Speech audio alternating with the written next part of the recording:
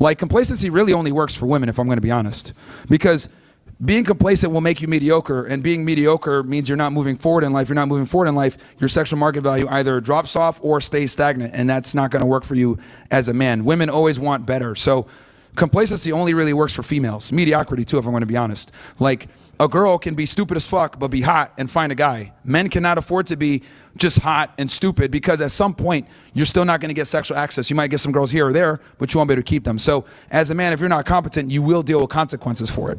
Myron Gaines totally shuts down this woman, calling him insecure, and flips her logic right back in her face in this debate as Myron Gaines schools this college woman at this event, challenging the idea of toxic masculinity, and shows her why what she perceives as a weakness is actually a strength, and that it's really the women who are the weak ones. Let's get in. Hi.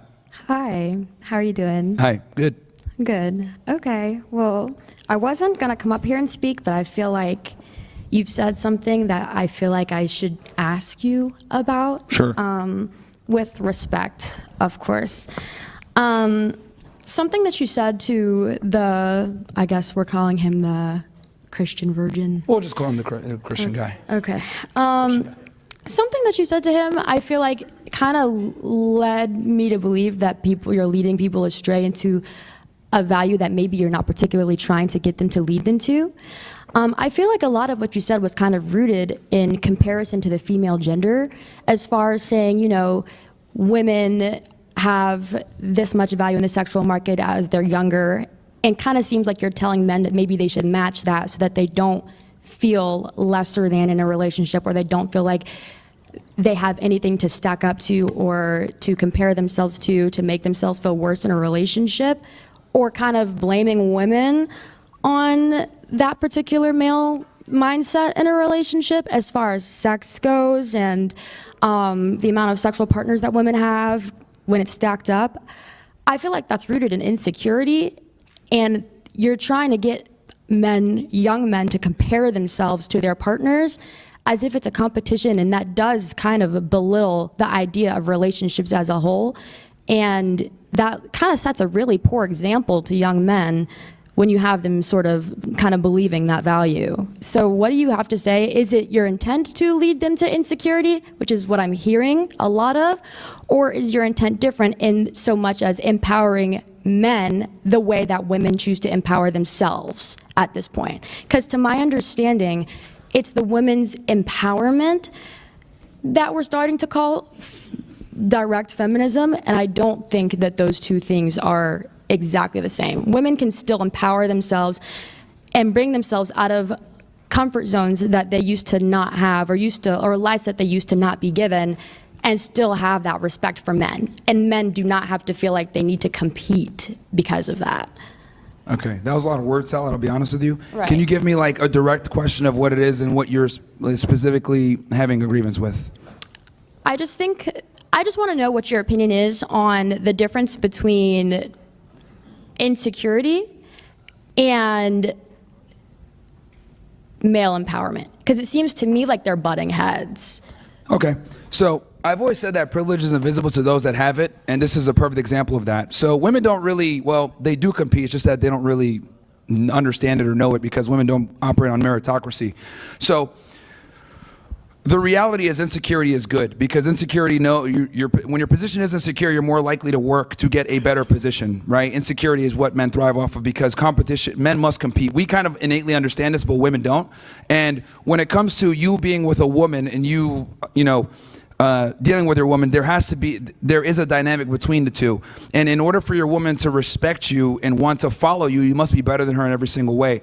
The only way you're gonna be better in every single way, you must have more sexual market value than her. Now, men understand this, because for us, our sexual market value is getting tested all the time. We actually have to go up to women, introduce ourselves, talk to them, and then we pretty much get an answer based on our success rate of where we stand sexual market value wise. Women don't, because you guys, no matter how rude or fat or annoying you are, men will still talk to you, unfortunately. So one of the things that kind of sucks for women is that you guys never really know where you stand.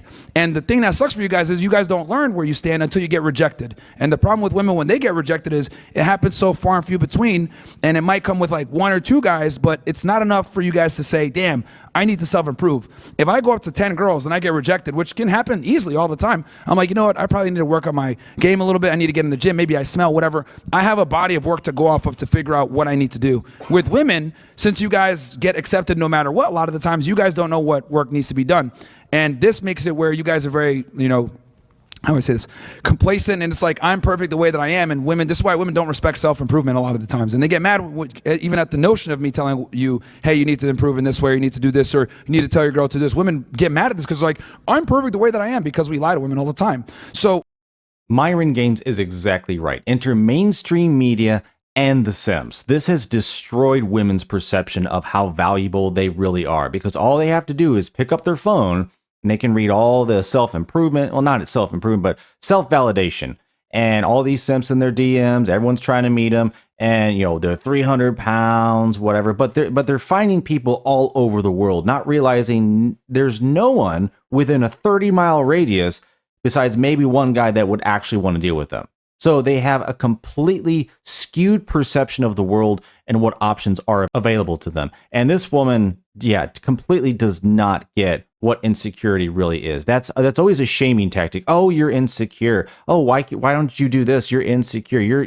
It's always a shaming tactic in order to get guys to do something that they know they either shouldn't do or isn't good for them. But insecurity is healthy for men, because complacency is absolutely the worst thing.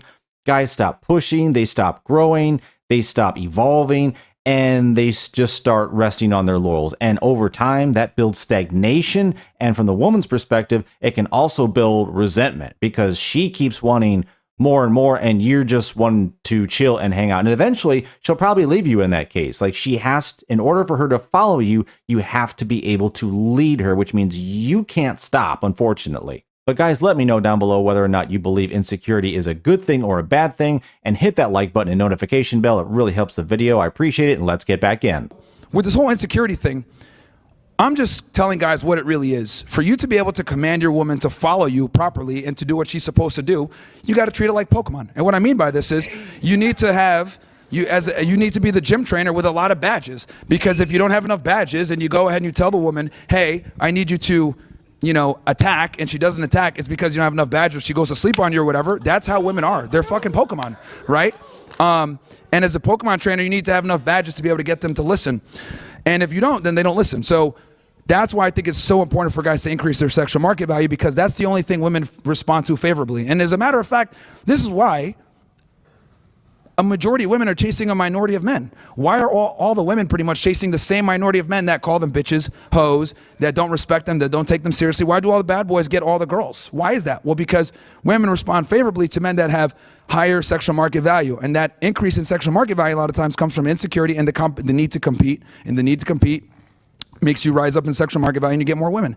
It is what it is. I wish it wasn't this way. I wish women were nice and polite and didn't care about these things, but they do. So the man has to have the leverage and have more sexual market value, because if the girl has more sexual market value, she's going to feel like she's better than him. If she feels like she's better than him, she's going to feel like she's above him. She feels like she's above him. She has to look down on him. She has to look down on him. She doesn't respect him. And then it's just a vicious cycle where it's never going to work.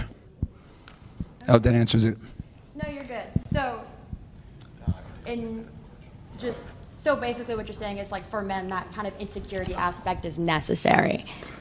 Yeah, I mean, see, women like to frame insecurity as a bad thing, but I look at insecurity as a very good thing, because when you're not secure, you're not lazy, you're not complacent. Complacency kills motivation.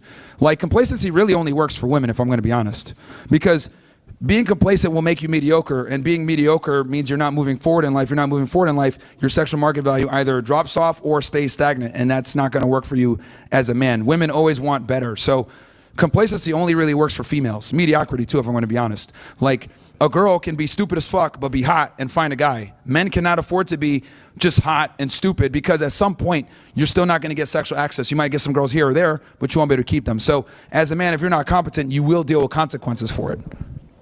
Okay, thank you. I'm sorry that was wordy. I wasn't planning on coming up, but that was my only question. No worries. No worries. It's a good question. Yeah, unfortunately, only women are afforded the privilege of being either mediocre, stupid, whatever, and yet they will still be able to make it through life somehow, some okay, if they're at least decent or nice to a guy. The reverse is absolutely not the same. You're not going to be able to keep that woman or probably have a happy household if she's constantly raging the fact that you're a bum. You know, like it's just not going to work. So unfortunately, the burden is on men to perform. We have to grow. We have to build more. We have to evolve. That's just what men do. That's what men do. And that's why we are the ones that build society, civilization, everything, because we literally have to do it in order to survive. Because no one else is. And that's just the way it is. But thanks for watching. Let me know down below what you thought about what Myron Gaines had to say, completely schooling this college woman over her question. However, it was good. Like and subscribe. Take care, and I will see you on the next one.